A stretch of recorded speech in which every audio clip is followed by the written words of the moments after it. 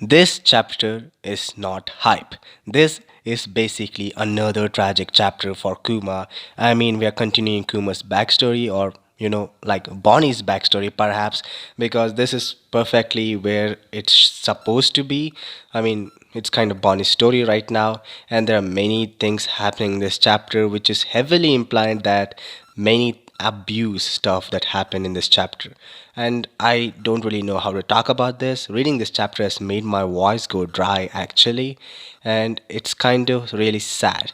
So let's dive into chapter 1098 and find out what's in store for us. First of all, we need to address the sad fact that I'm really concerned about Oda's health because the first ever page, the cover chapter, is basically Oda apologizing for us that he couldn't actually finish the chapter. I actually didn't find any mistakes in the chapter until I read this message, and then I kept finding mistakes, which is really weird. But yes, I'm really concerned about Oda's health, and I really wish he recovers soon. And of course, there's a break next week, and we have to wait patiently if we want to get top class chapters. And I'm really happy that he's taking his time on his health too.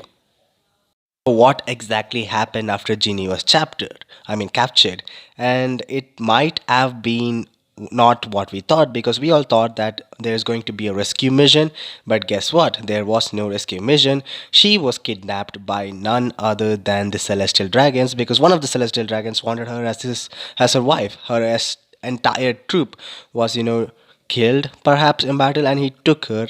And this actually angers Kuma, that he has become more violent now. When he fights like a beast, and that's kind of sad. And we all thought that she might be back in a few time, but it looks like 2 years have actually passed, and that's an amazing amount of time. Later, we see Bonnie coming back in a ship, and it turns out that she didn't actually escape. The Celestial Dragons left her. Why, you ask? Well, there is something that will be revealed later in the chapter, which I will be talking about really, really soon.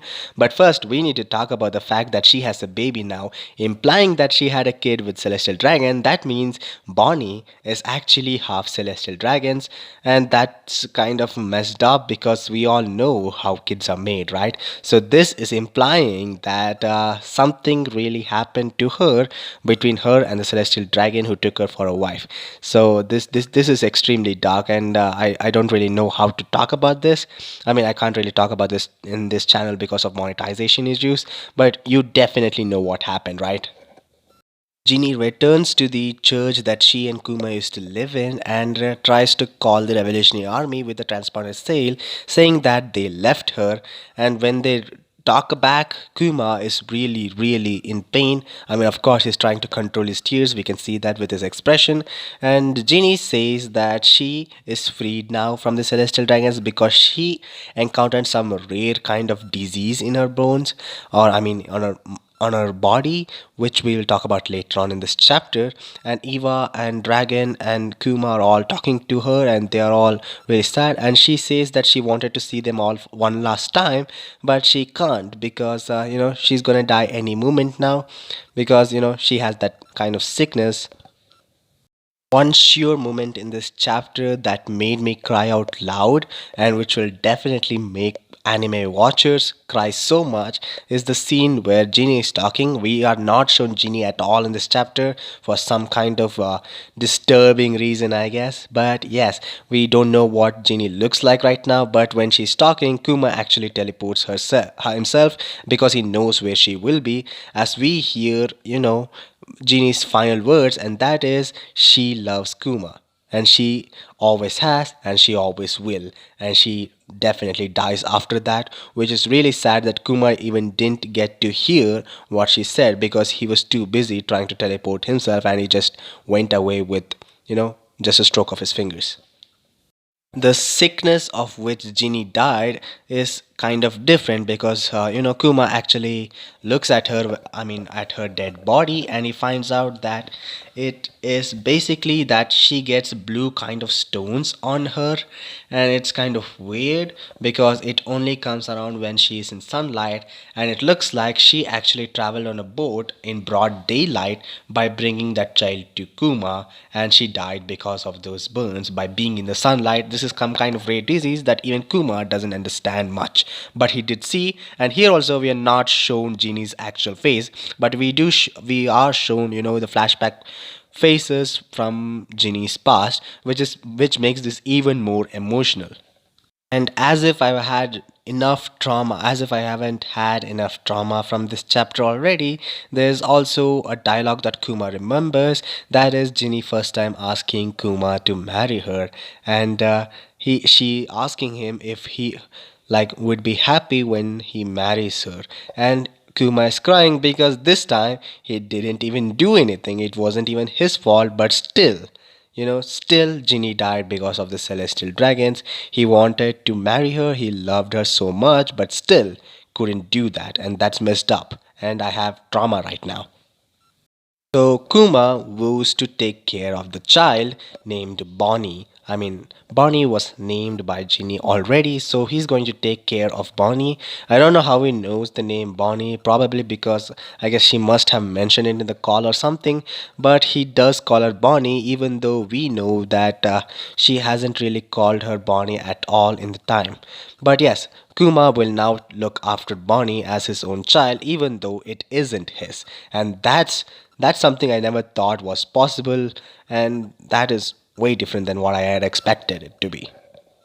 And we see a montage of events of him being and doing revolutionary warrior stuff by fighting people, and he looks cold as hell. And then we see in another panel where he is with Bonnie looking after her like a childish father, but this time he has like cute expressions, which is definitely weird. We go back and forth a few, and we also have a secret Sabo cameo in between where we see him training Sabo, that thing that we saw in the Dressrosa arc, where it was revealed that Sabo lost his memory and Kuma was the one actually kind of training him along with Dragon. We all see that, and it's kind of nice, and that's weird. Then one unfortunate day, we see that Kuma has actually shut every window in the church because sunlight is getting inside. And we see those two guys who were fawning over, Ginny, also come in and asking him what the hell happened, Kuma. It looks like Kuma and they are now very nice friends because, yes, Kuma treated them nicely. And it looks like Bonnie also suffers from the same disease, and she has, blue kind of jewels going out of her skin, which is the exact place where she has a ring kind of thing on her face right now in the present, which is weird. I don't know how that will happen, but yes, I want to know more about this disease. And yes, it's kind of revealed in this chapter, and we don't know how to cure it yet. And this is also scary that it's inherited. Kuma also says Dragon that he's going to leave the Revolutionary Army, which is weird. I thought he always was a Revolutionary Army even now, but it looks like he quit.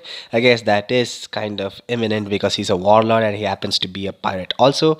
And he leaves it. Dragon, also a kind man that he is, also says that he'll ask all the doctors in the world trying to cure her. So that is really heartwarming from Dragon. I guess Dragon is always a good guy, and I guess he is indeed Luffy's father and Garp's son. Then a few years later, we see a 5-year-old Bonnie, which is kind of like 7 years before the present and like 5 years before the time skip era. So we see Bonnie, being herself. Like she is kind of shaping up to be the personality that she is right now. She is rude, abusive, kinda. But yes, she is a brat right now, and she kind of has her mother's charm that is like Ginny, and I really like that. I always wondered how she got her name that is of Jewelry Bonnie, and I thought that was something like her pirate name because she, turns people's ages into jewelry, but no, it is because of her thing that the disease, and Kuma actually called her like jewelry. I mean, kinda like jewelry. I mean, he says that she looks kinda like jewelry, and I guess it's kind of heartwarming and cute when we look at it like in that way. Also, this is the origin of his phrase like, if you want to go anywhere around the world, where would you like to go? This is what he asks Bonnie as he brings her books about different places. She, of course, says Sky Island and Fishman Island, like two of the most impossible places. But yes, this is where the phrase started. I always wondered why he saved Perona. I mean, I can understand the Straw Hats. Why did he save Perona? Well, guess what? Perona is pink haired, just like Ginny and Bonnie. I guess Ginny, presumably, because we don't know what her color of the hair is going to be anyway. So Kuma is a really fun dad because when his daughter like mentions that she wants to go to the Sky Island, she also says that maybe if we go there we can see the sun god Nika because we'll be so close to the sun. And we see Kuma also doing the same dance that his father taught him, the drums of liberation dance. This is really cool because we know that Luffy is sun god Nika and he's here. This is the only thing hyping me up because I guess Bonnie is going to have a help me Luffy moment or I want to live moment, and Luffy is going to help her. I really want Bonnie on the crew right now because I know that Bonnie's present age is like 11 or 12 in the current timeline and not 22. Kuma actually visits a doctor and he says what kind of disease that she's suffering from, and it's not the white lead poisoning that Law has. This is called the scarlet, or I mean the sapphire scale. Basically, she's turning into Kaido. Actually, if she's shown into sunlight or if sunlight touches her, her skin actually turns into kind of jewels. This is a really rare disease that has no cure, and max she has is like 5 years old, and then she will turn 10. I mean, she can't survive until she even turns 10 years old, which is extremely sad even for a guy like Kuma.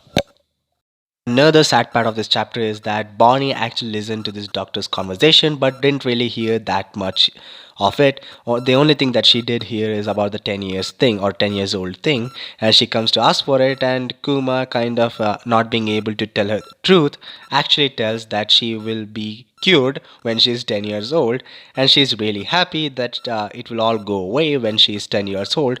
But Kuma can't control his emotions. He's crying. He doesn't understand what to do because he lose the only daughter, the only gift that Ginny left for him.